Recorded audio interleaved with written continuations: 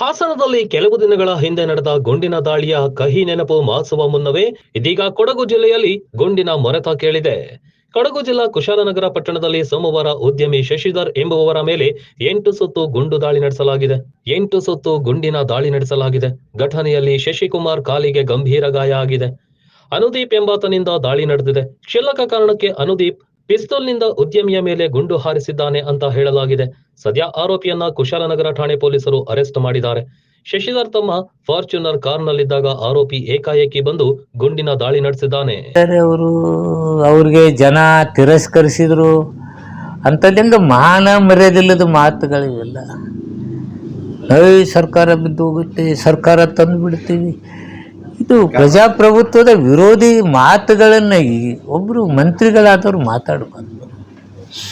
ತನ್ನಿಂದ ತಾನೇ ಬಿದ್ದೋಗ್ತೈತೆ ಅಂದರೆ ಇವ್ರೇನು ಮಾಡಕತ್ತಾರಂಗಾದ್ರೆ ಇವರು ಹಗಲ್ಗನಸು ಕಾಣ್ತಾರೆ, ಅದೇನು ಆಗಲಾರದ ಕೆಲಸ. ಬಟ್ ಅವ್ರಿಗೆ ಆ ರೂಢಿ ಬಿದ್ದುಬಿಟ್ಟಿದೆ. ಜನ ತಿರಸ್ಕರಿಸಿದ ನಂತರ ಹೆಂಗಾರ ಮಾಡಿ ಯಾರ ವೀಕ್ನೆಸ್ ಏನಿದೆ, ಇದೇನಿದೆ ಅವ್ನು ಖರೀದಿ ಮಾಡೋನು, ಅದು ಮಾಡೋನು, ಇಂಥ ಭ್ರಮೆಯ ಒಳಗೆ ಅವ್ರ ಜೀವನ. ಯಾವತ್ತೂ BJP ಗೆ ಕರ್ನಾಟಕ ಜನತೆ ಒಮ್ಮೆನೂ ಬೆಂಬಲ ಕೊಟ್ಟಿಲ್ಲ. ಸಂಪೂರ್ಣ ಬೆಂಬಲ ಕೊಟ್ಟು ಸರ್ಕಾರ ನಡೆಸಿರ್ತೇಳಿ ಕರ್ನಾಟಕ ರಾಜ್ಯದ ಜನತೆ ಒಮ್ಮೆನೂ ಕೊಟ್ಟಿಲ್ಲ. ಯಾವಾಗಲೂ ಅಡ್ಡದಾರಿ ಹಿಡ್ಕೊಂಡು ಇವರು ಅಧಿಕಾರ ಮಾಡ್ತಕ್ಕಂಥದ್ದು. ಇದು ಅವ್ರಿಗೆ ನಮ್ಮ ಬೆಂಬಲ ಕೊಡುವವರಿಗೆ ನಾನು ಇರಬೇಕು ಅನ್ನುವಂಥ ಇರಾದೇನೇ ಇಲ್ಲ. ಅವ್ರಿಗೆ ಹೆಂಗಾರ ಮಾಡಿ ಪವರ್ ತಗೋಬೇಕು, ಏನಾರ ಮಾಡಿ ಪವರ್ ತಗೋಬೇಕು.